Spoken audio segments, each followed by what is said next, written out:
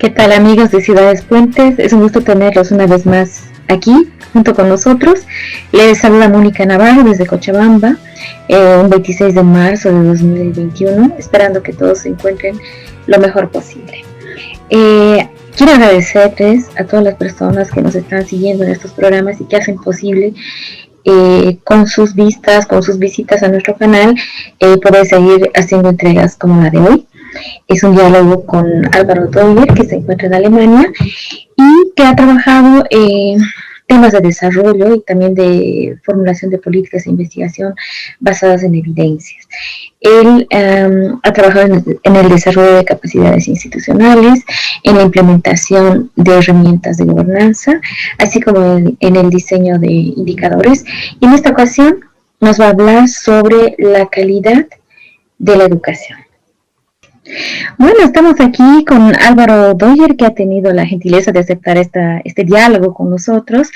Es la segunda entrevista que estamos realizando sobre el tema de educación en este ámbito del panorama que vamos a dar sobre la educación intercultural en Bolivia y en América Latina. Gracias, Álvaro, por estar aquí con nosotros. No, muchas gracias a ustedes por la invitación y la predisposición también, ¿no? Súper, comenzamos entonces. Álvaro, sé que tú eres cientista político y administrador de empresas y me gustaría saber qué es lo que te lleva a ti a esta preocupación y a esta pasión que tienes por la educación. Bueno, es interesante tu pregunta. Pasa que mis papás ambos son profesores universitarios. Entonces, el tema de la educación siempre ha sido un tema que ha estado en la mesa, ¿no?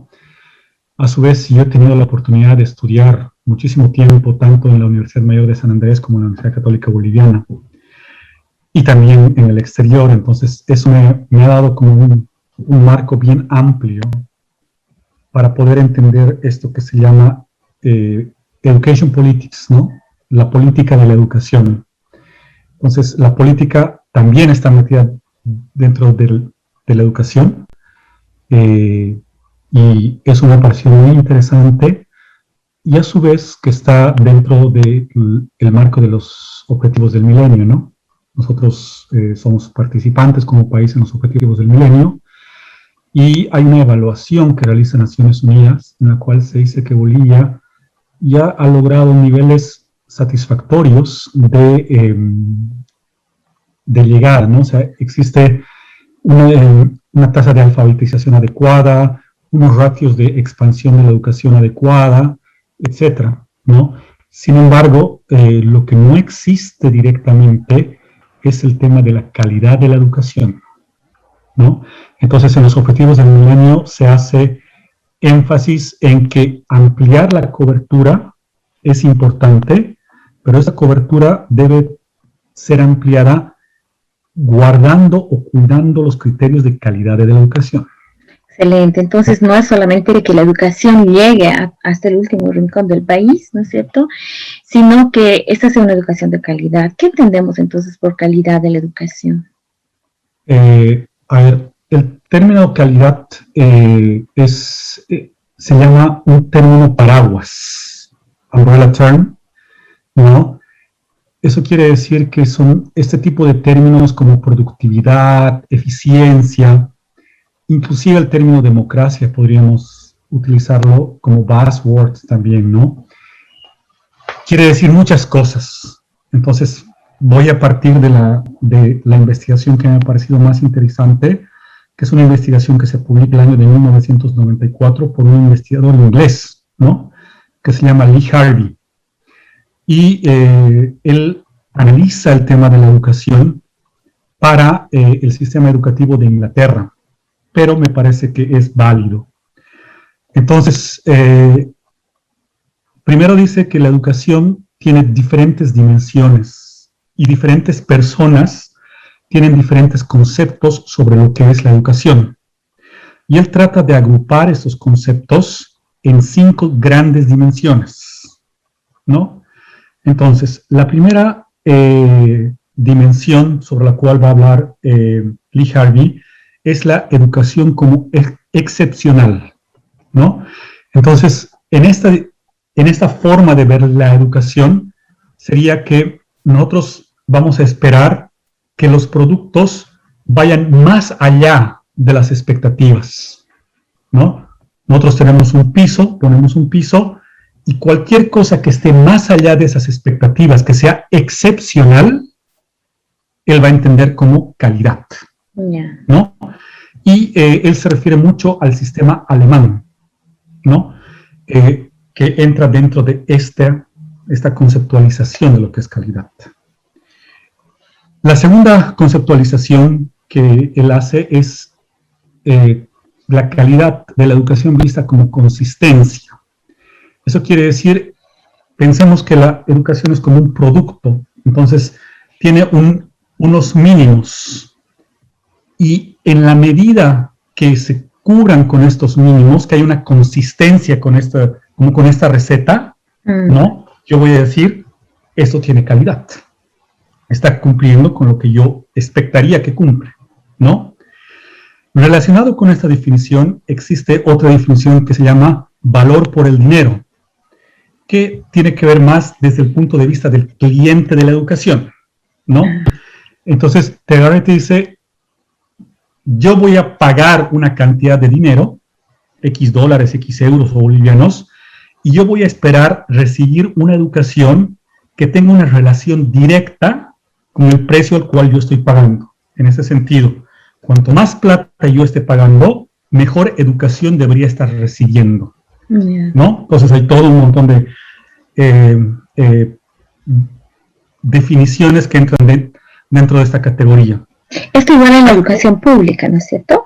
En general, en general, ¿no? Porque la educación pública también es pagada, claro, no necesariamente a través de la persona, ¿no? Pero sí a través del Estado, ¿no? Y es muy importante tu pregunta y lo vamos a ver más adelante, porque el Estado, al pagar la educación, va a tener o creer tener el derecho de exigir una calidad por la educación que el Estado está pagando, ¿no?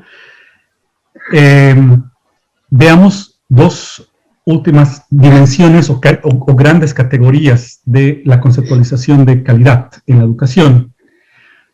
Hay otra conceptualización que se llama que cumpla su propósito, ¿no? Yo he comprado, yo estoy pagando 2 o 3 años de la educación de mi hijo, y el propósito es que él sepa, por así decirlo, arreglar una televisión, ¿verdad?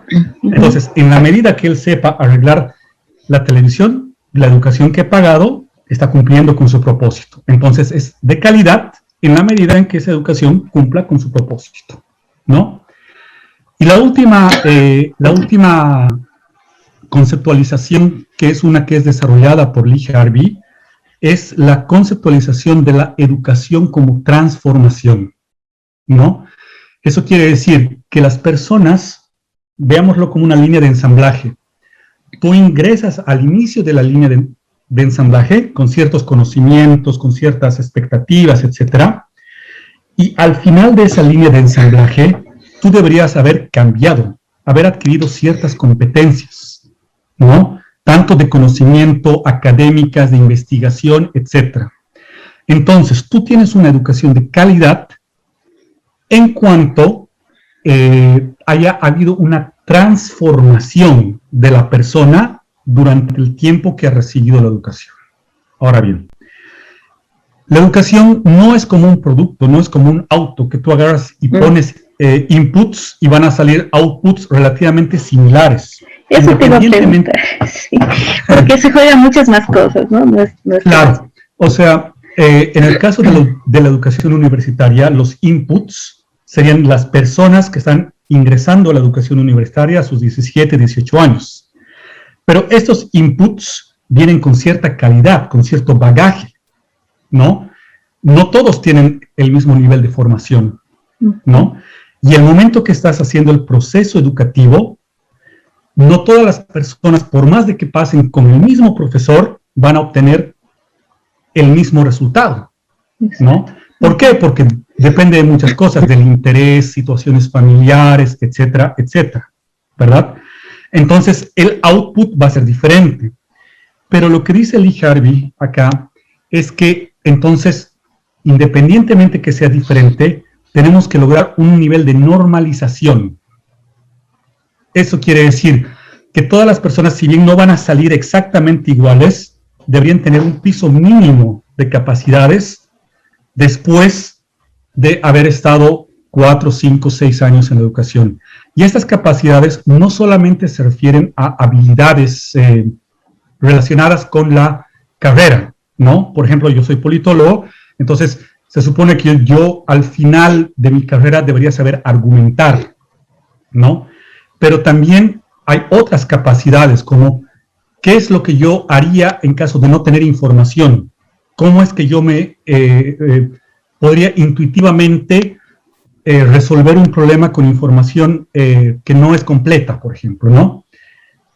Cómo yo me relaciono con los medios tecnológicos, ¿no? Cómo, si yo no sé algo, cómo busco esa información, ¿no? Entonces, esta noción de la transformación es la que vamos a ver más adelante. Sin embargo, y para concluir con esta pregunta, Lee Harvey dice, como ustedes ven, hay un montón de... O sea, si nosotros nos vamos a centrar en definir qué es educación, nunca vamos... qué es calidad de educación, nunca vamos a llegar a una definición absoluta que todo el mundo concuerde, porque diferentes actores tienen diferentes visiones sobre la educación. Lo que piensa un alumno será distinto a lo que piensa un profesor. Lo que piensa el dueño de la universidad será distinto a lo que piense el ministro de Educación. Entonces él dice, no tiene mucho sentido agarrar y seguir preguntándonos qué es calidad de educación, sino más bien lo que tiene sentido es preguntarnos, ¿qué entiendes tú por calidad de educación? ¿Cómo operativizas? O sea, yo entiendo esto por calidad de educación, perfecto. ¿Cómo lo operativizas? O sea, yo operativizo de esta manera, de esta manera, de esta manera, de esta manera. Entonces hay que centrar más atención en aquellas variables que me sirven para medir la calidad educativa que en buscar un concepto universal de calidad educativa, ¿no? Genial. Eso que dices me parece muy interesante, porque justamente te iba a decir, bueno, la definición de Lee Harvey me parece genial, solo que no se aplica, digamos, estrictamente en Bolivia y tal vez tampoco a nivel universal para poder hacer una evaluación de la calidad de la educación a nivel global. Pero sí, por ejemplo, en la educación boliviana, gran parte del sistema educativo está regido por lo que llamamos la educación por competencias, donde se trata de lograr que los estudiantes tengan conocimientos conceptuales, que sepan definir cosas importantes para lo que están estudiando, que tengan también eficiencia procedimental, es decir, que puedan hacer cosas que requieren, ¿no? Como decías hace rato en el ejemplo, ¿no? Y en todo podemos saber cosas procedimentales, ¿no? Por ejemplo, el cientista político debe saber manejar la tecnología, un carpintero debe saber construir un mueble, etcétera. Hay conocimiento procedimental y también hay lo actitudinal, ¿no? Que debe haber una actitud ética, por ejemplo, al hacer el análisis político, que debe haber una concepción intercultural a la hora de, no sé, analizar las culturas en antropología, etcétera, ¿no? Entonces, en Bolivia estamos manejando, digamos, estas tres, que no se riñen con la definición que has dado, pero lo que me parece muy interesante que has dicho al final, bueno, no importa cómo definas calidad, pero así como lo defines, así te tienes que medir y evaluar para ver cómo está rindiendo, digamos, tu sistema educativo, ¿no? Y en eso me gustaría también que podamos hacer una distinción entre qué se entiende por acreditación y por evaluación de la calidad. ¿Es lo mismo? ¿Cuál es la diferencia? ¿Dónde deberíamos poner el énfasis? Ya, voy a hacer la diferencia y voy a hacer una comparación con las normas ISO, ¿no? Las normas ISO son un tipo de evaluación, ¿no? Una vez que pasas por la acreditación, te certifican que tienes una norma ISO, que cumples, qué sé yo, con los estándares de no contratar personas vulnerables en tu trabajo, de utilizar materia orgánica, ¿no? Etcétera. De estar utilizando algún procedimiento que está certificado internacionalmente. Eso es una acreditación, ¿no? Entonces, La acreditación es como una estampilla, o sea, como un stamp que una institución reconocida te va a poner después de pasar por un proceso de evaluación. En este proceso de evaluación, esta institución va a cuidar que estés cumpliendo con las normas que ellos consideran como adecuadas, en el caso, por ejemplo, en el caso que estamos hablando, en el caso de la educación, ¿no? Este proceso de evaluación, en el caso de la educación superior, es un proceso bien largo, ¿no? Que comienza con una preevaluación y termina con recomendaciones. Pero en el medio de todo esto hay un montón de carpetas que tienes que preparar a los profesores, tienes que preparar a los estudiantes, tienes que preparar la infraestructura, etc. Ahora, ¿por qué es importante la acreditación? Porque las personas cuando van a estudiar a una universidad, no necesariamente van a conocer toda la universidad. Tendrán 1 hora, 2 horas a lo máximo para agarrar y visitar una página web. Pero cuando alguien te dice que algo está acreditado, te da una sensación de calidad, una sensación de tranquilidad. Ah, ya, está acreditado por tal institución. Ah, esto tiene norma ISO, ¿no?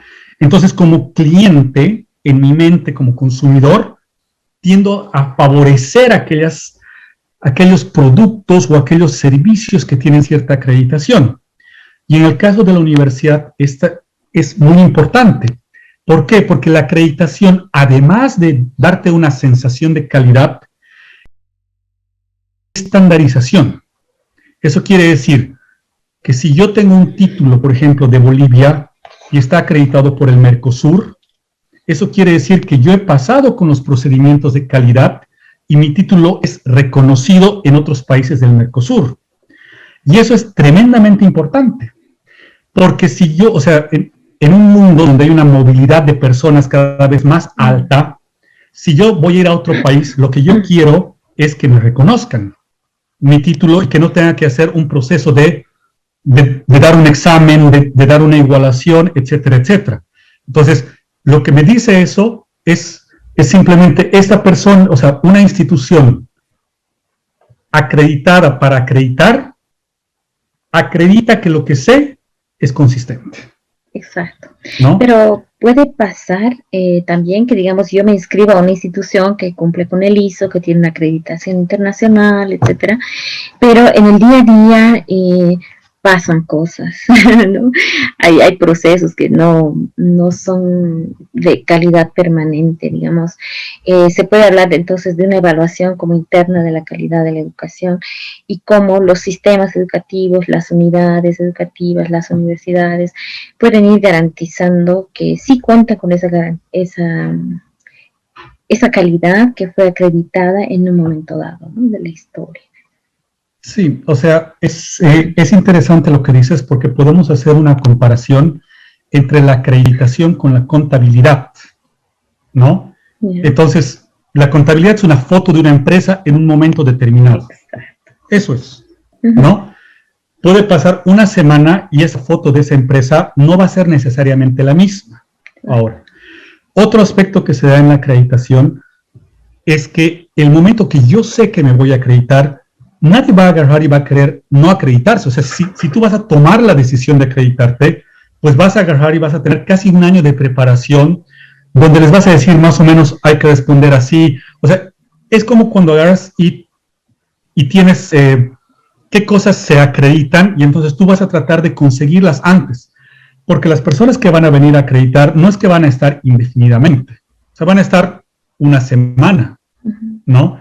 Y ese momento es como en el cacho, lo que se ve se anota, ¿no? Entonces, muchas veces las universidades van a esconder muchas cosas para mostrar, ¿no? Pero para eso también los criterios de acreditación, que en Bolivia son varios, ¿no?, los que se utilizan, van a tratar de cruzar información, ¿no? Entonces, si yo estoy viendo esto acá, en este otro lugar me debería dar más o menos lo mismo, ¿no? Entonces, eso se va a llamar, o sea, yo lo que voy a buscar es una consistencia en las diferentes áreas que voy a tratar de evaluar, ¿no?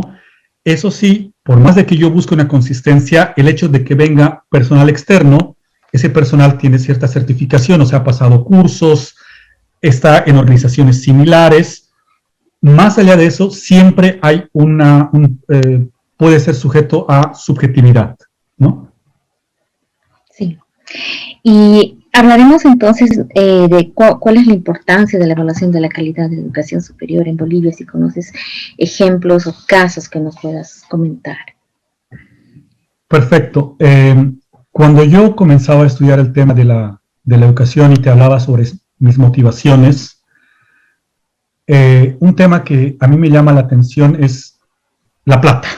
Como administrador de empresas, pues tengo que ver que la plata es un recurso escaso, ¿no? Entonces, ¿por qué es importante?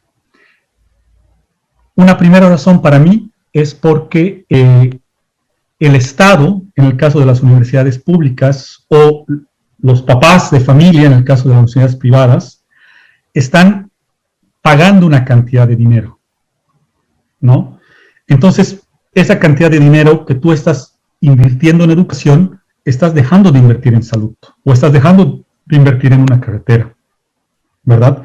Entonces, yo, como te decía, ¿no? En las universidades públicas también me preguntabas hace un momento, sí.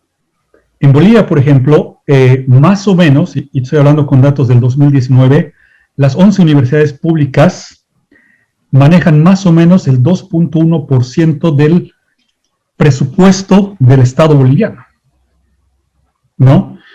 No quiero hablar de cifras así en miles de millones de bolivianos porque nos vamos a perder, pero es una cantidad importante de plata, ¿verdad? La educación como sistema en general en Bolivia está más o menos un poco por encima del 6%. Estos datos pueden variar de acuerdo a qué cosas yo incluya dentro como de educación o no de educación, que es gasto corriente, que es gasto de inversión, pero no sirven para darnos una idea. Entonces, el país durante muchísimo tiempo está pagando un montón de plata en la educación. Pero ahora hay que ver en qué estoy invirtiendo ese dinero, ¿verdad? Entonces, estoy invirtiendo realmente en mejorar las condiciones educativas de los estudiantes, puede ser. Es como una fábrica, estoy invirtiendo en ampliar las instalaciones de la fábrica, en mejorar el software que se utiliza para producir, o estoy invirtiendo en pagar a los trabajadores de la fábrica.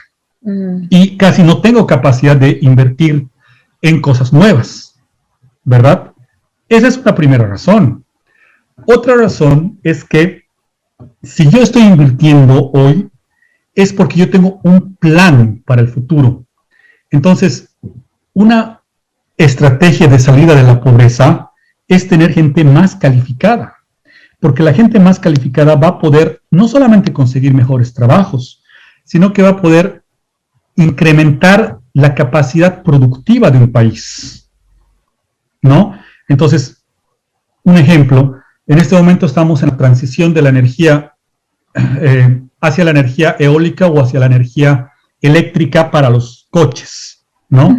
Entonces, si yo tengo profesionales calificados para aprovechar esa transición, yo voy a poder reducir los índices de pobreza que tiene un país, ¿no? Entonces, está completamente ligada a la tasa de ocupación que un país puede tener y al crecimiento que puede tener un país en un concepto microeconómico que se llama la frontera de posibilidades de producción, porque uno de los factores de producción es el capital, ¿verdad? Entonces, muchas veces me preguntan, ¿pero por qué no hacemos esto en Bolivia? ¿Pero por qué no hacemos esto otro en Bolivia? Porque no tenemos gente que sepa hacerlo, ¿verdad? O sea, yo que vivo acá en Alemania, toda la industria óptica y farmacéutica del mundo está acá, porque es un conocimiento especializado. Y eso les permite ganar ciertos sueldos. Hagamos eso en Bolivia, perfecto. Pero para hacer eso en Bolivia, primero tengo que invertir en mi capacidad, o sea, en el capital de trabajo, para que el capital de trabajo pueda hacer eso, ¿verdad? Y el tercero que te diría en el caso de la acreditación es por un sentido de accountability, ¿no? O sea, yo te estoy dando una cantidad de dinero y yo es como un papá, o sea, yo como el papá de Estado tengo derecho a ver qué estás haciendo con esa cantidad de dinero. Es más, yo no te debería preguntar, tú tú me deberías mostrar. Y en Bolivia nosotros no tenemos, y no solamente en el área educativa, sino en general, una costumbre de evaluar el impacto de lo que estamos haciendo. Me explico. Yo te doy plata y la única variable que yo voy a utilizar es cuánto dinero has invertido, ¿verdad? Pero no el impacto que ese dinero que has invertido ha tenido en el mejoramiento de la calidad de vida de las personas. Exacto. ¿Verdad? Eso es una tecnología. Yeah. No se desarrolla. La cultura de la calidad tarda muchísimo tiempo en desarrollarse. Yeah.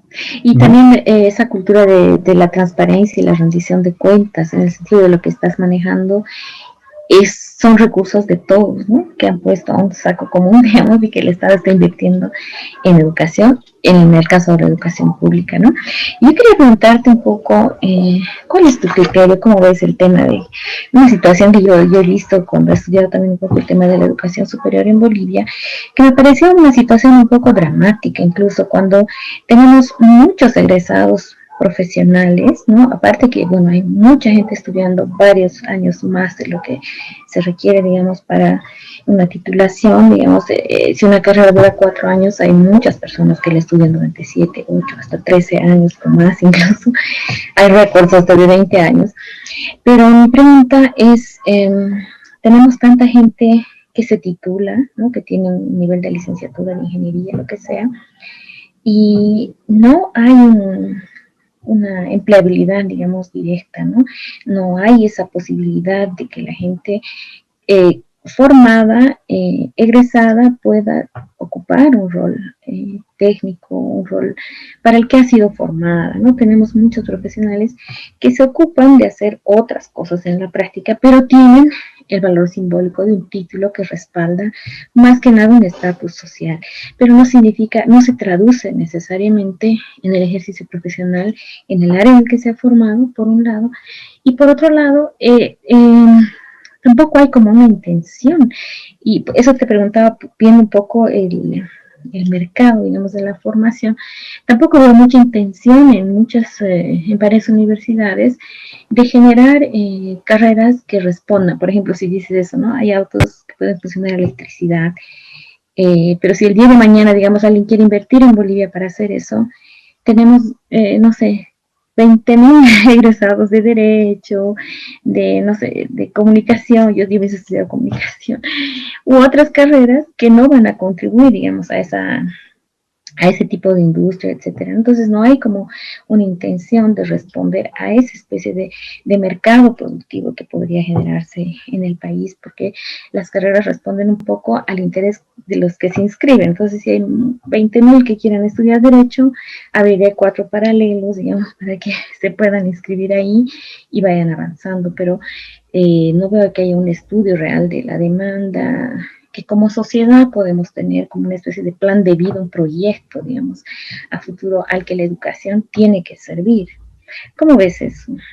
Claro, voy a responder tu pregunta por 2 vertientes. Primero, veamos números otra vuelta, porque los números siempre nos muestran por dónde estamos. De acuerdo a los datos publicados por el Sistema de Universidades Públicas de Bolivia, actualmente, aproximadamente en la universidad pública, entre estudiantes, administrativos y alumnos, en las 11 universidades públicas del sistema, hay 500.000 personas involucradas. ¿Ya? Eso lo podemos desagregar otro momento. Pero si yo pongo 500.000 personas involucradas y digo una familia tipo en Bolivia tiene 4 hijos, eso quiere decir que aproximadamente 2 millones de personas, de las 11 que dicen que somos, porque no tenemos el dato seguro, hasta que haya un nuevo censo, están involucradas directamente en temas educativos. Luego habría que hacer el estudio de cuánto de esto es indirecto, ¿no? Es un número que se va a ampliar. Eso quiere decir que un buen porcentaje de la población boliviana está involucrada directa o indirectamente con el tema universitario, ¿no? Ahora bien, cuando tú estás en un estado por lo menos de lo que yo he visto acá en Alemania, o sea, yo siempre me pregunto, ¿por qué Alemania es desarrollada y Bolivia no? Y hay miles de respuestas, ¿no? Pero una de esas respuestas, para mí, es el tema de la planificación, ¿no? Acá en Alemania todo se planifica 3 años antes, ¿no? No es que es solamente que la gente es disciplinada, sino que la gente sabe, yo necesito tantas personas para crecer al tantos por ciento, tengo que invertir tanto, y en tales años voy a hacer evaluaciones para ver si lo que estoy invirtiendo está dándome lo que yo necesito, ¿no? El ejemplo claro, por ejemplo, es que ellos se han dado cuenta que la población está envejeciendo y que necesitan mano de obra altamente calificada en ciertos sectores, porque si no, va a ralentizar su crecimiento económico, ¿verdad? Ahora, si nosotros vemos esta misma, este razonamiento en Bolivia, la pregunta es, ¿existe? ¿No? La pregunta es, ¿nosotros tenemos claro cuántas universidades privadas hay en Bolivia? ¿O cuántas carreras hay en Bolivia? ¿O cuántas universidades de régimen especial hay en Bolivia? Yo recuerdo que cuando estaba en la universidad en Bolivia, un profesor decía, en el siglo XIX, la esponja de absorción del desempleo era las Fuerzas Armadas. Por eso había revolución siempre. Cada caudillo tenía su grupo y tenía que haber una revolución para mantener a la gente haciendo algo, ¿verdad? Lo que ha sucedido con la educación boliviana es que en la educación superior es que, por un lado, el gobierno te dice tenemos 4, 5, 7% de desempleo, pero porque hay un subempleo muy fuerte y hay esas instituciones que no están cumpliendo con su rol, ¿no? Y están absorbiendo mucho del desempleo. Y él daba el ejemplo, decía, en Estados Unidos, o acá también en Alemania, la gente trabaja desde los 17 años. ¿Por qué? Porque hay las posibilidades de hacerlo. Si tú le dirías a una persona boliviana, en vez de estudiar, ponte a trabajar, estas 500,000 personas disminuirían drásticamente, ¿no? Es más, acá en Alemania no todo el mundo estudia en la universidad, menos gente hace una maestría, casi nadie hace un doctorado, ¿no? ¿Por qué? Porque tienen un otro sistema para la gente que no quiere estudiar, digamos, y dice, bueno, o sea, lo mío no es estudiar, lo mío es otra cosa, ¿no?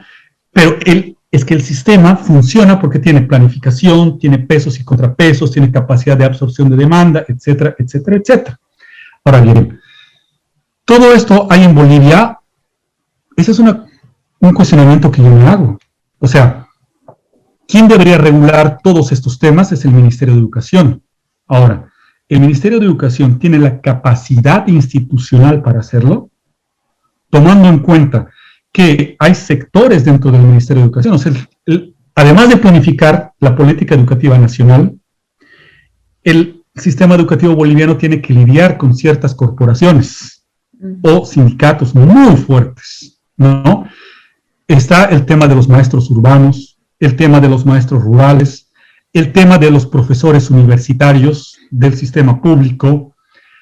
Entonces, realmente es tan grande, ¿no? Están los institutos técnico-tecnológicos que deberían tener algún tipo de supervisión también.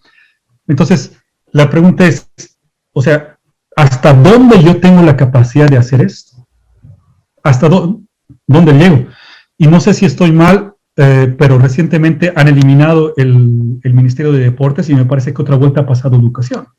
Entonces, realmente si tú agarras y ves las responsabilidades que tiene el ministro de Educación son pues, ¿no? Y las capacidades para atender esas responsabilidades no sé si condicen. Entonces, eso te muestra, ¿no? O sea, por eso hay ciertos subsistemas, como el sistema de la educación universitaria pública, que funciona funciona autónomamente, ¿no? Pero con una acepción de la autonomía en términos bien generales. Y el Ministerio de Educación, para no tener problemas con los profesores universitarios, prefiere un poco dejarlos avanzar por ahí. ¿Por qué? Porque la lógica es, oye, son 500,000 personas, son 2 millones de votos. Entonces prefiero agarrar y verlo hasta por ahí, ¿no? La pregunta es, ¿hace cuánto tiempo que no se hace un ajuste real. O sea, un ajuste real no es sacar una ley. Tenemos la ley la ley de educación que se sacó a finales del siglo XX. Tenemos la nueva ley de educación que se ha sacado en el 2010, si no estoy mal con las fechas, ¿no? Pero en la primera parte de los 2010, por decirlo de alguna forma, ¿no? La ley Avelino-Ciani. ¿Esto realmente ha logrado un cambio?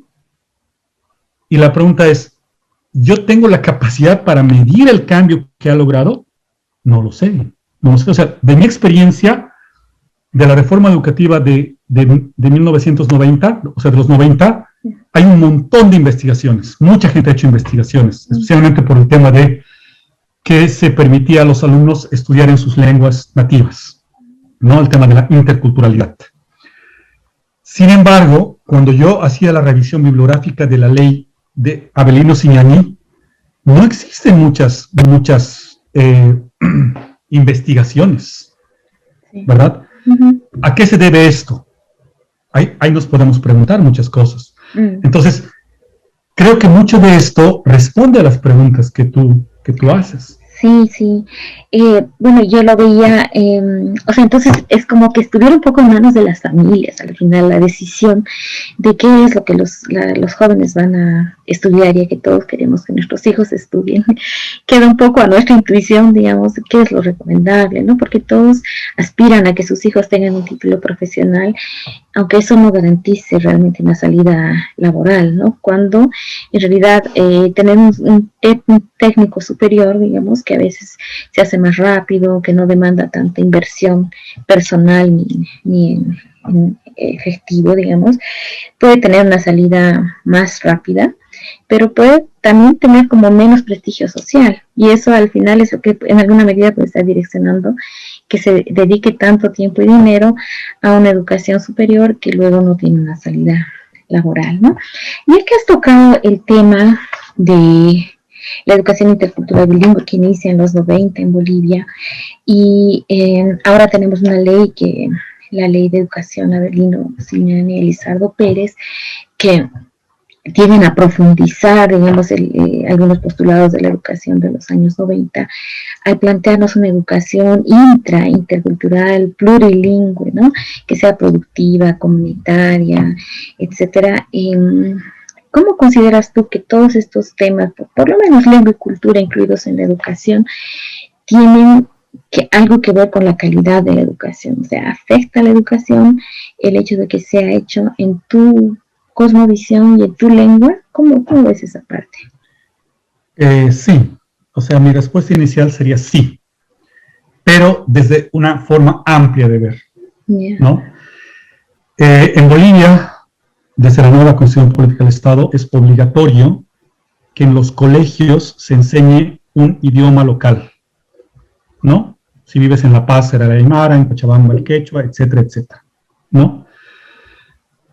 Esto, el hecho de que los alumnos estudien en su idioma, es pues súper importante. O sea, imagínate, mi idioma nativo es el español, y ahora yo he estudiado en inglés y posteriormente en alemán, ¿no?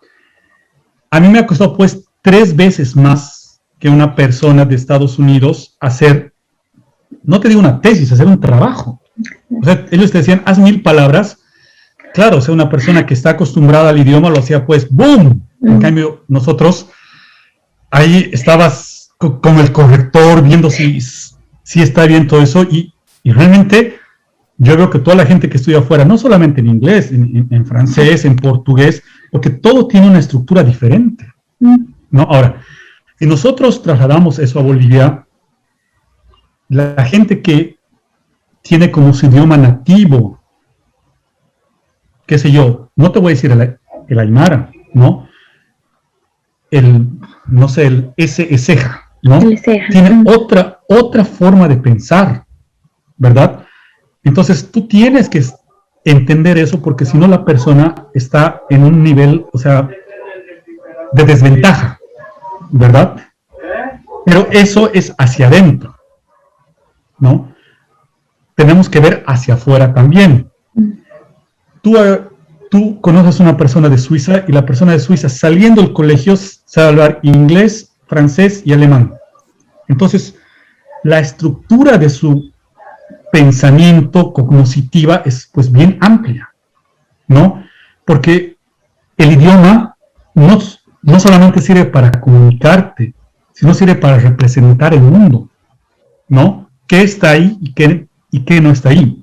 Entonces, yo, persona boliviana, que voy a ir a competir al mercado de los Países Bajos, te dicen, ¿y usted qué habla? Es lo primero que te van a preguntar. Yo hablo español y inglés. Ni siquiera buen inglés porque no soy una persona que tenga inglés de native tongue, ¿verdad? Entonces, obviamente una persona que te dice yo hablo inglés, alemán, francés, etcétera, tiene mucha más ventaja. Pero a su vez, otro tema que he visto es que el tema de las lenguas originarias sirve mucho para la reconstrucción de la identidad, ¿no?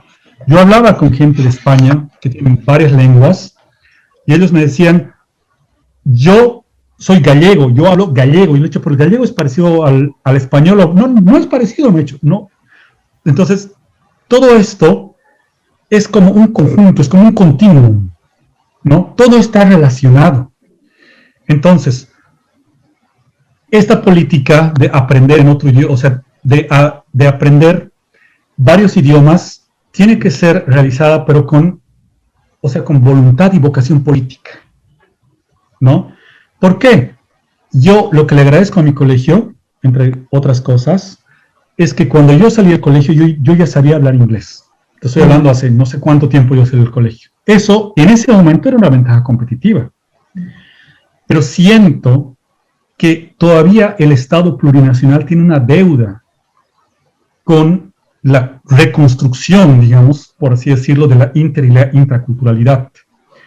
Porque se dice, yo debería salir hablando no solamente el español bien, cosa que no necesariamente sucede, ¿no? O sea, si no sé hablar el español bien, por lo menos debería saber hablar el inglés, porque es un idioma universal, más allá de la conjugación del verbo to be, como decían mis profesores, y además debería saber hablar un idioma local y sentirme orgulloso de eso, ¿no? Yo que he sido funcionario público varios años, yo he tomado los cursos de Aymara, porque yo sentía, o sea, decía, sí quiero aprender el Aymara. Y me he dado cuenta que muchas veces cuando tú criticas a una persona por no saber hablar español, porque es una persona del campo, eso se debe no a que la persona habla mal español. Bueno, primero, la persona es bilingüe para empezar, o sea, ya tiene un nivel más alto, digamos, ¿no? Pero en segundo lugar, las estructuras del idioma son diferentes en el aymara y en el castellano. De hecho, muchas veces cuando ahora que estoy tratando de hablar en alemán, aprendiendo alemán, me doy cuenta que son bien parecidos tanto el alemán como el aymara, en el sentido que es un idioma sufijante y aglutinante en ambos casos, ¿no? Entonces, claro, ellos hablan de una manera diferente porque la estructura de su idioma madre no tiene ciertas cosas. Además, en el caso del aymara, yo me acuerdo esto de mi profesora, el aymara era un idioma hablado, no era un idioma escrito. Sí. Recién se está haciendo un idioma escrito a partir de trabajos que se están haciendo, pero otra vuelta, como te digo, así como la medición de la calidad es una tecnología y una cultura de la calidad, la enseñanza de los idiomas requiere el desarrollo de toda una tecnología de enseñanza de los idiomas, ¿no? Y eso tiene que partir, o sea, no de que esté en la Constitución, artículo 234, ¿de acuerdo, no? Requisitos para el acceso a la función pública, ¿no? Y todavía si ves luego que todas las personas, me acuerdo particularmente de uno de los vocales del Tribunal Supremo Electoral que dijo que hablaba inglés, portugués, aymara, no sé, puso un montón de idiomas. Y bueno, le haremos la entrevista en aymara, ¿no? O sea, otra vuelta, el informe, el enfoque transformacional. Y la persona agarraba y lo que tenía era un certificado que decía que hablaba aymara, pero de ahí a poder desenvolverse en aymara, no podía. Le dijeron, ya, está bien, habla en inglés. La persona, o sea, yo decía, oye, has estudiado, eres doctor, ¿no? O sea, eso dice tu certificado, o sea, porque el diploma al final es una acreditación, ¿no? Y tampoco podían. Entonces, yo creo que en Bolivia se ha avanzado, pero siento que no se ha avanzado lo suficiente, ni en el tema del idioma como para reconstruir la identidad de los bolivianos, y eso tiene que ver mucho con el amor propio, con el sentirte, decir yo soy orgulloso de este país. Que cuando vayas afuera y te digan, tú hablas español y cuál es tu idioma nativo, tú puedas decir algo, digamos, ¿no? ¿No? Que vaya más allá de Waliki, ¿no? Sí. Pero también tiene mucho que ver en ampliar tus horizontes. Cuanto más idiomas, o sea, el idioma siempre es una inversión. Siempre. Exacto.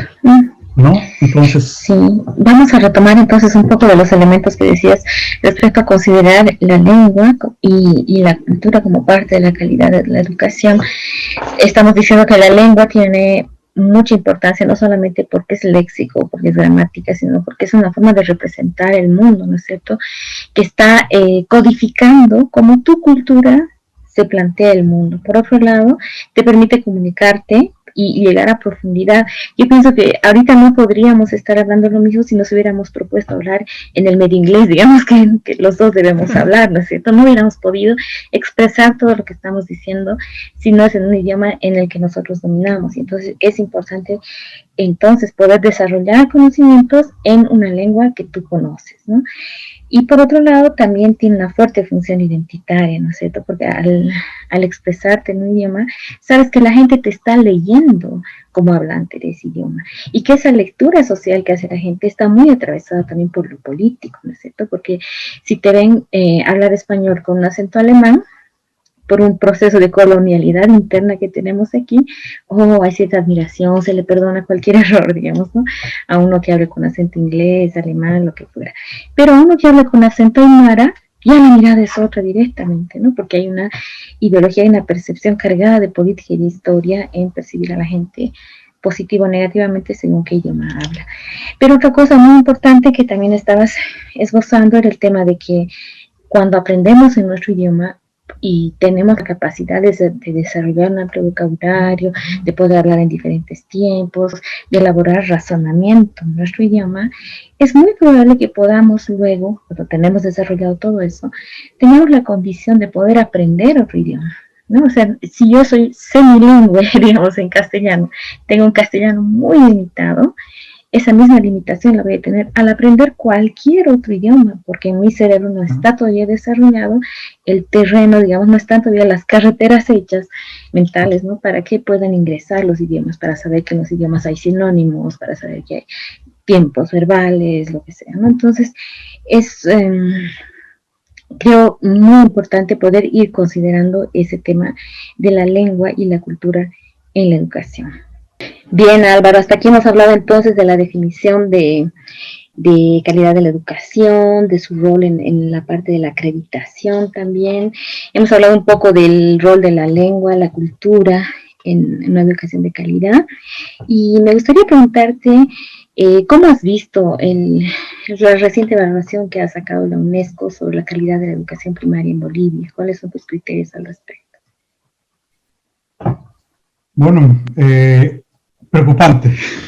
Esa sería la palabra que yo utilizaría para describir. Primero porque Bolivia está participando, o sea, han habido como 4 mediciones en UNESCO, si no recuerdo, y Bolivia ha participado en la primera y en la última, ¿no? En las 2 intermedias no se participa porque era el proceso constituyente, ¿no? Estábamos presos al proceso constituyente, y en la segunda simplemente no se participa porque recién se estaba implementando la ley Abelino 2000, ¿no? La nueva ley de educación. Entonces, se participa en este proceso cuya información se toma, si no estoy mal, es el 2019, ¿no? Y los datos recién se han sacado para este año, ¿no? Hay que recordar que la UNESCO es una organización de las Naciones Unidas, pero que está enfocada en la educación primaria, ¿no? Para la educación secundaria hay otra prueba, que es la prueba PISA, de la cual tampoco participamos. O sea, yo tengo entendido que el Gobierno Autónomo Municipal de La Paz intentó participar, ¿no? Y también hay para la educación superior el mecanismo que se utiliza es el ARCUSUR, que es los procedimientos de acreditación del Mercosur, ¿no? ¿Por qué es preocupante el tema de la evaluación de la UNESCO? ¿No? Porque la base que yo tengo en la educación primaria es con la cual yo voy a ir a la educación secundaria, y posiblemente si yo no tengo una buena base en la educación primaria, tampoco voy a poder adquirir los conocimientos en la educación secundaria, o todos los conocimientos, ¿no? Es como cuando estudias econometría, digamos, ¿no? Si no sabes estadística básica, cuando vayas a estadística inferencial, vas a probar, ¿no? Y cuando veas econometría, bueno, o sea, veremos qué pasa, digamos, ¿no? Entonces, para mí, todo si la base no está bien, todo lo demás no es determinístico, ¿no? Pero la probabilidad de que el tronco salga mal y las ramas salgan mal también es más alta, ¿no? Aparte que si los chicos no logran aprender las habilidades en la educación primaria que deberían aprender, se van a aburrir en la educación secundaria. Entonces van a tener más tendencia a dejarla, ¿no? Porque exacto, ¿para qué la voy a seguir, no? Entonces,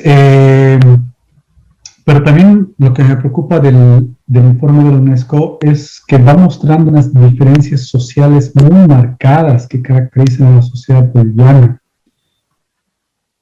Cuando hacía un estudio sobre la educación en Bolivia, tú sabes que la educación en Bolivia se divide en educación inicial, regular, universitaria y educación técnica, ¿verdad?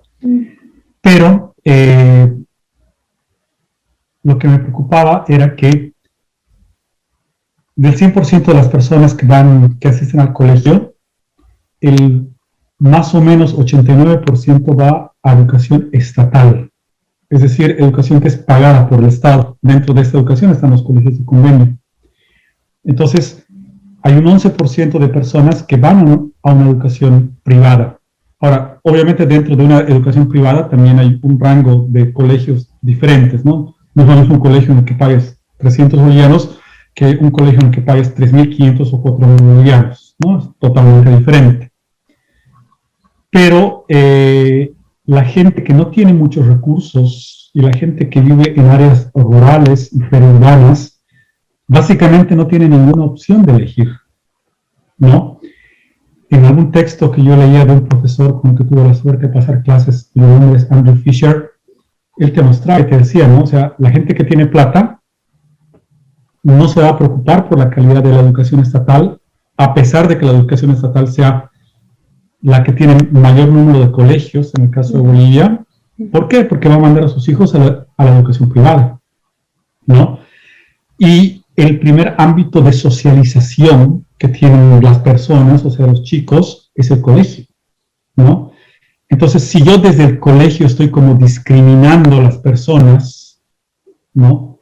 Entonces, eso se va a, más adelante, lo vas a ver también en la universidad y lo vas a ver en la vida. O sea, toda esta grieta social va a comenzar más o menos ahí, porque digamos que la educación primaria es de los pocos momentos en que personas de diferentes clases van a socializar, ¿no?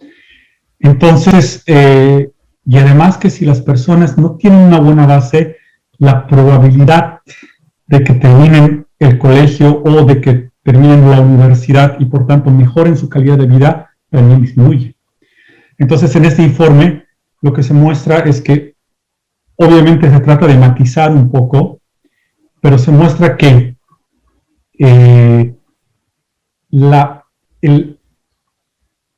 en promedio las personas en Bolivia están por debajo del promedio regional, ¿no? En las áreas que se mide dentro de esta prueba estandarizada, ¿no? Pero si lo vemos hacia el interior, las personas que están en colegios privados tienen un mejor rendimiento que las personas que están en colegios públicos, ¿no? y básicamente todas las personas que tienen una adscripción a lugares indígenas tienen un rendimiento mucho menor, ¿verdad? Eso quiere decir que las oportunidades que estas personas van a tener desde que son muy chicos ya están básicamente marcadas, ¿no? Otro tema que me preocupa es que como Bolivia no participa mucho en estas evaluaciones porque el anterior ministro de Educación, actual embajador ante la UNESCO justamente, tenía muchos reparos de participar en esto porque él agarraba y decía que este tipo de evaluaciones se utilizaban para hacer rankings y que él no estaba de acuerdo con eso, porque cada país tiene su propio contexto, su propia realidad, sus propios problemas, etcétera, ¿no? Si bien puede tener mucha razón en estas cosas, el problema es que esto no instaura una cultura de la calidad, que es lo que hablábamos ayer en los colegios, Sí. ¿no? Y si nosotros vemos, si Bolivia está a la cola, los países que están a la cabeza son Costa Rica y Chile, ¿no? Entonces, yo creo que es necesario que los alumnos en Bolivia no solamente den exámenes, sino, o sea, para instaurar esta idea de la calidad desde un paradigma, tenemos que estar acostumbrados a ir midiendo qué es lo que estamos aprendiendo, ¿no? En primaria, en secundaria, en la universidad pública, en la universidad privada, en la universidad de convenio, en la universidad especial. Porque muchas veces estas instituciones se basan en ciertos privilegios que tienen, no, yo todavía no, digamos, ¿no? Entonces, eso genera distorsiones, o sea, dentro del mismo mercado de la educación, ¿verdad? Y, sin embargo, quiero destacar también de que estos procesos de medición de la UNESCO son bien serios, ¿no? O sea, porque no se hacen de la noche a la mañana. Lo primero que se tiene que ver es hacer una estandarización de los conocimientos a nivel regional. Y eso demanda, ¿no? Demanda gente. Hay una tendencia a estandarizar y me imagino muy bien la explicación, digamos, para resistir a ese tipo de evaluación. Aunque si bien se reconoce, digamos, que por lo menos en la primaria hay unas necesidades básicas de aprendizaje que son universales, digamos, como comprender lo que lees y hacer las 4 operaciones básicas matemáticas. Cuando planteas un modelo de educación que tiene que ver con la lengua, con la cultura, ya es difícil que un instrumento estandarizado te mida eso de una manera, o sea, que represente realmente lo que los estudiantes pueden hacer en su lengua y en su cultura, ¿no? Entonces me imagino que por ahí va un poco la resistencia, porque en los primeros 3 años de la educación boliviana se hace educación monolingüe en lengua indígena en las comunidades rurales, y también se habla más del contexto local, familiar. Entonces las familias están hablando de la producción de papa, de la pesca, de la caza. De eso teóricamente se tiene que hablar los 3 primeros años de la escolaridad, y luego recién pasar a lo que se llamaría el currículum universal, digamos, ¿no? Entonces quizás había un poco esa limitación para poder sentirse reflejados.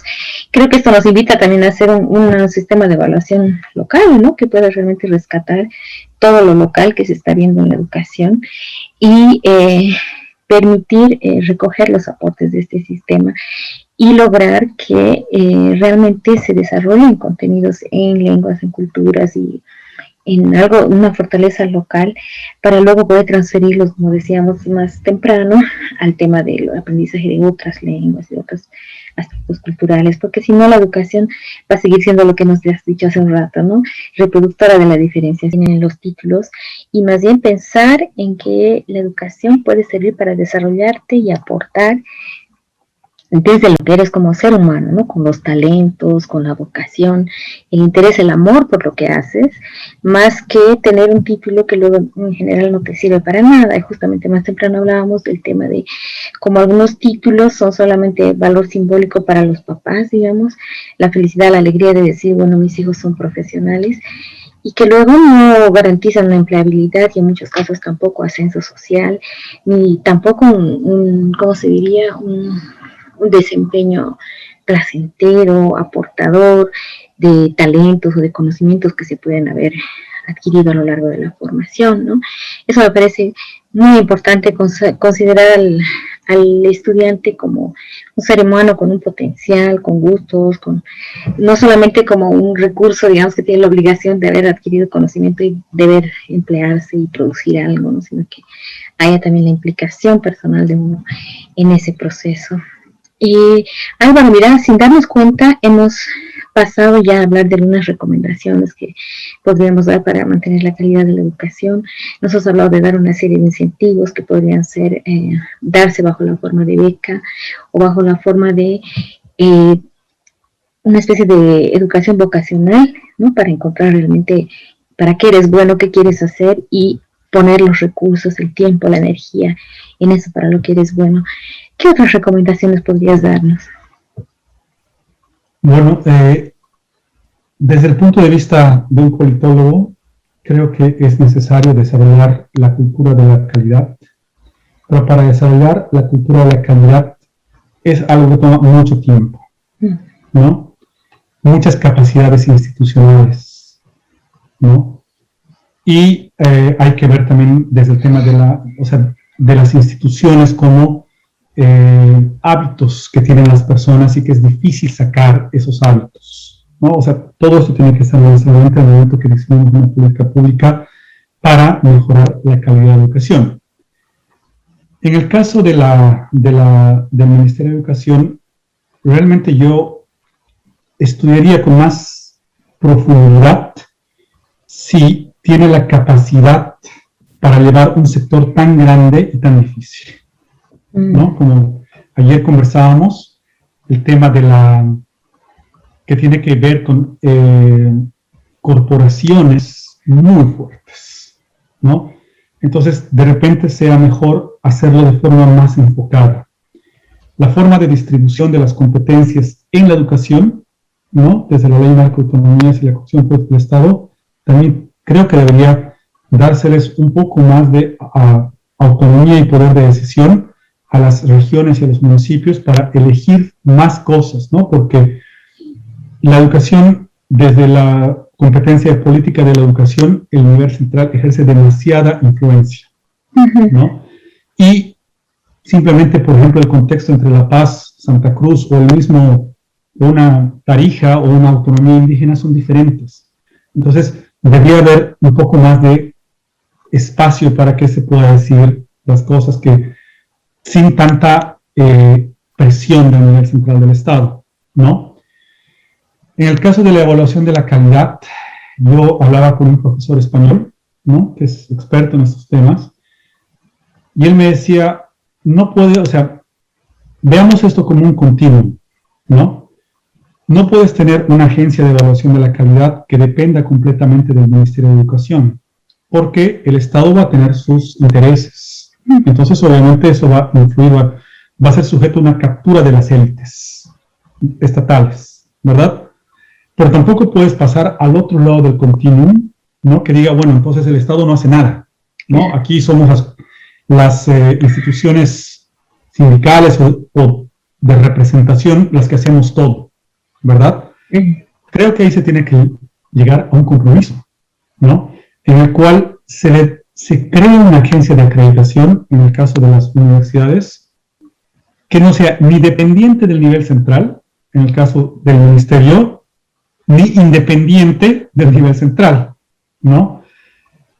Creo que eso podría ayudar mucho a que quienes hagan la evaluación y la certificación o las acreditaciones de las cuales hemos hablado tengan cierta, o sea, no sean juez y parte.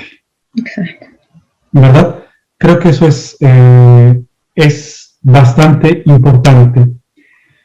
Otro tema que yo veía es que parecería que el sistema educativo boliviano universitario tuviera dos cabezas, ¿no? Una cabeza es el Ministerio de Educación y otra cabeza es el CEUD, el Comité Ejecutivo de la Universidad Boliviana, ¿no? Entonces, parecería que el Ministerio de Educación está a cargo de las universidades universidades privadas,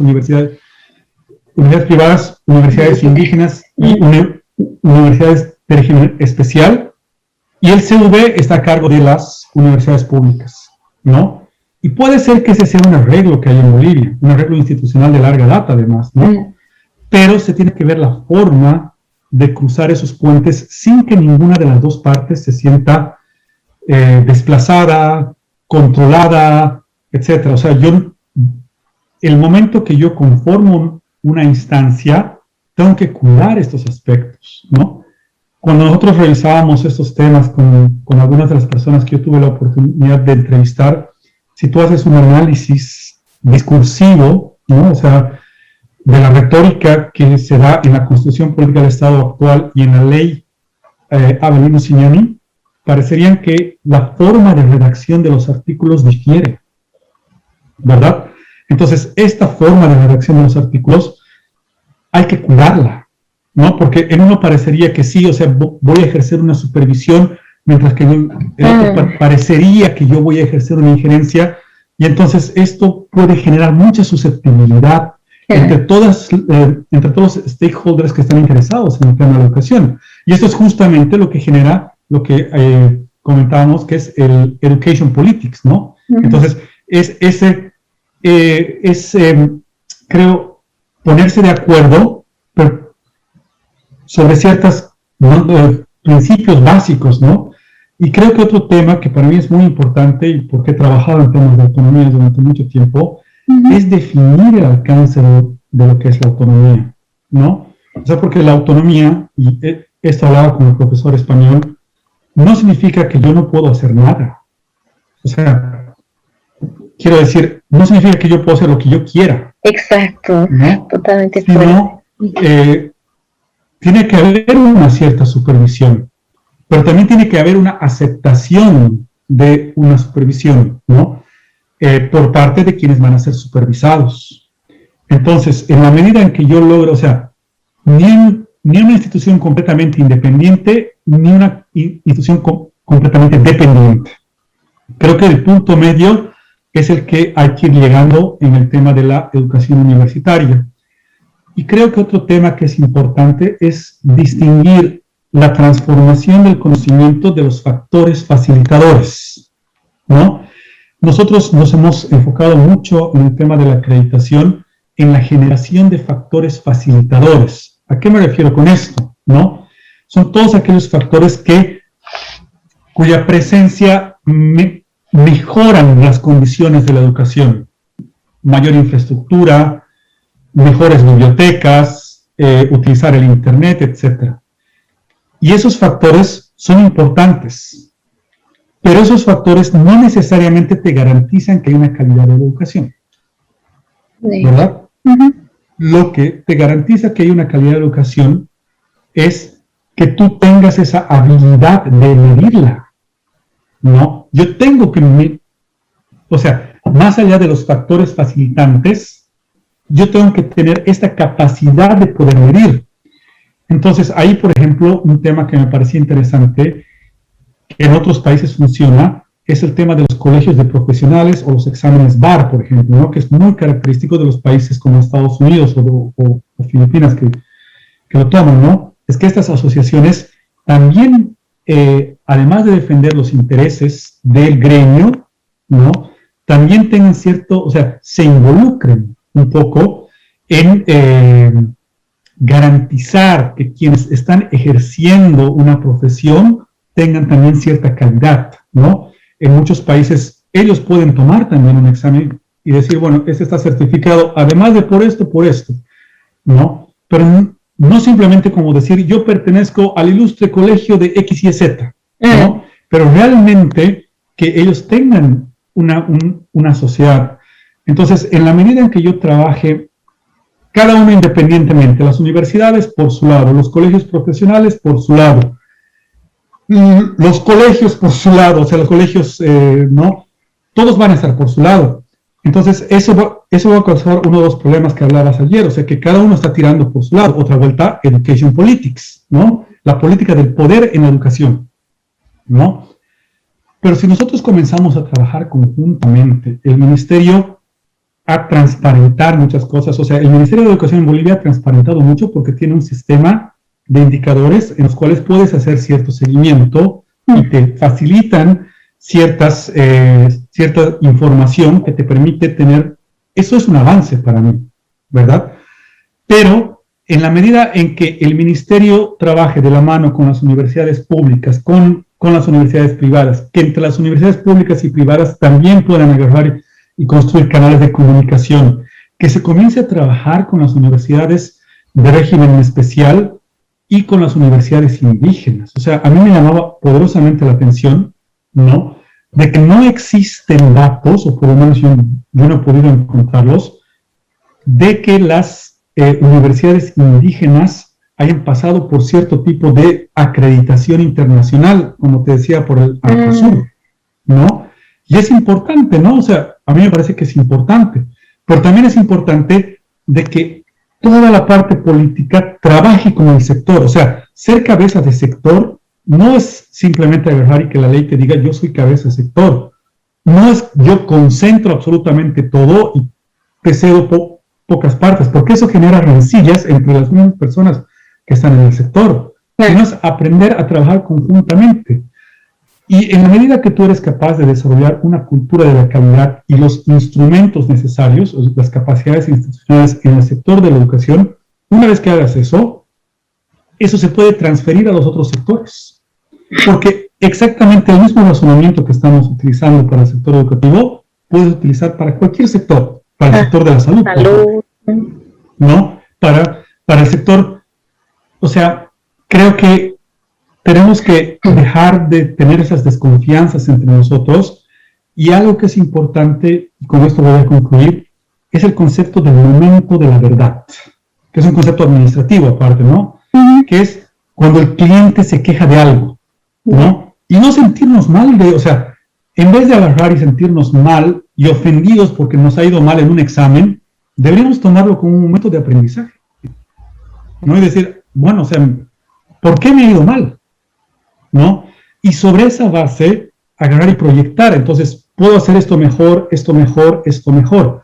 Pero eso requiere también que las personas que trabajen en las instituciones relacionadas con la gobernanza del sistema educativo, tanto a nivel nacional como a nivel internacional, porque van de la mano, tienen que tener pues nomás cierta continuidad, cierta profesionalización, ¿verdad? Porque si no es difícil agarrar y conocer los procedimientos, conocer toda la red de networking o de gobernanza, digamos, que necesitas agarrar y construir o mantener, etcétera, ¿verdad? Entonces, pero esto que te digo, o sea, este análisis micro, o sea, porque si vemos la educación es micro, es una parte del Estado o uno de los sectores que el Estado atiende. Todo esto pasa en todos los sectores. Entonces, sí, el cambio no tiene que ser solamente limitado a una cosa específica, ¿no? Y las acreditaciones, está bien que las haga el CV, está bien que que las facilite el Ministerio de Educación a través de Arcosur, ¿no? Pero creo que un poquito, y esto me decía una de las personas que estuvo de director del CV durante mucho tiempo, casi 20 años, tiene que haber un seguimiento, ¿no? Porque si no, se van a certificar, etcétera, pero después de 5 años, las personas cambian, las instituciones quedan, ¿no? Entonces, lo que yo quisiera es que mi sueño, digamos, entre tantos que tengo, ¿no?, es que en 30 años no estemos recibiendo un informe de la UNESCO, o lo que se llama en esa época, que diga exactamente lo mismo que está diciendo ahora, ¿no? Y que no estemos viendo que diga en la Constitución que tenemos que hablar idiomas nativos, que tenemos que construir la plurinacionalidad a través de la y la interculturalidad, pero que entre nosotros mismos no hayamos desarrollado los mecanismos.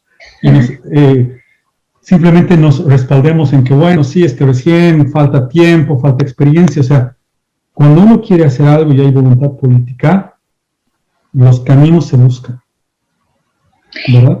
Excelente. Mira, Álvaro, muchísimas gracias. Creo que desde una perspectiva totalmente nueva para mí, que es la administración de empresas y la ciencia política, porque siempre hago de educación con antropólogos, con pedagogos, con lingüistas, digamos, pero ha sido un verdadero gusto hablar contigo porque nos has abierto nuevas perspectivas para ver la educación, para ver el proceso macro, para ver cómo se instala dentro del Estado, qué pasa con el poder, las arquitecturas institucionales para lograr una autonomía, para ver el rol de lo público, el rol de lo privado, los diferentes actores que se involucran en la educación, lo que es la inversión que ponemos, ¿no?, en educación, tanto personal, energética, como de dinero, ¿no? Entonces, realmente ha sido un gusto hablar contigo y poder ver estos nuevos factores, digamos, para considerar siempre la calidad de la educación. Me gusta también la perspectiva que nos has planteado de plantearse políticas, plantearse el desarrollo institucional, la investigación, cualquier cosa basándonos en evidencias, ¿no? Entonces, Álvaro, tenemos todavía pendiente un diálogo quizás de aquí a un tiempo. Entiendo que estás iniciando un proceso de doctorado, esperamos que te vaya muy bien y que a medida que vayas desarrollándolo y al final también podamos tener pues otras sesiones para conversar y enriquecer las perspectivas sobre los temas que vas a ir trabajando. Un gusto tenerte haciendo presentes. Muchas gracias.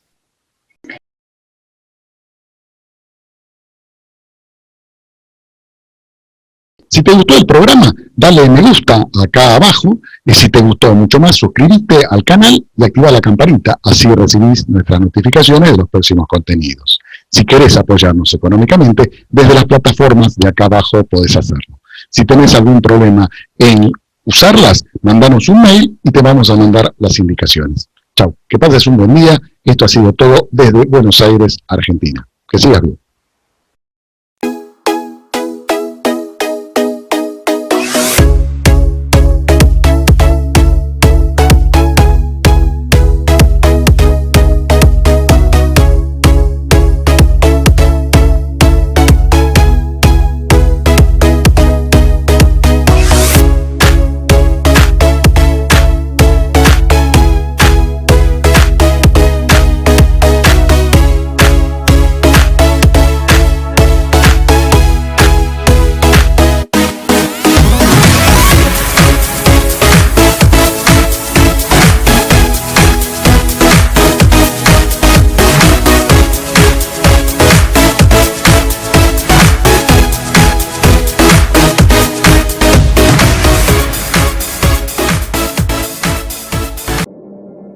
En M3C Software contamos con la más avanzada tecnología. Conozca M3C Gestión, nuestra solución de gestión para su empresa. Módulos disponibles: comercial, contable, servicio técnico, consultas web, facturación electrónica, ticket fiscal, comodato, producción, exportación, agenda, desinfección, sueldos y jornales y abonos. Otras funcionalidades: exportación de compras y ventas a AFIP, emisión de facturación electrónica o ticket fiscal, liquidación de comisiones de ventas por vendedor, control de stock, multiempresa, multiusuario, multimonedas, multisucursales, información histórica y estadísticas. M3C Software, www.m3c.com.ar.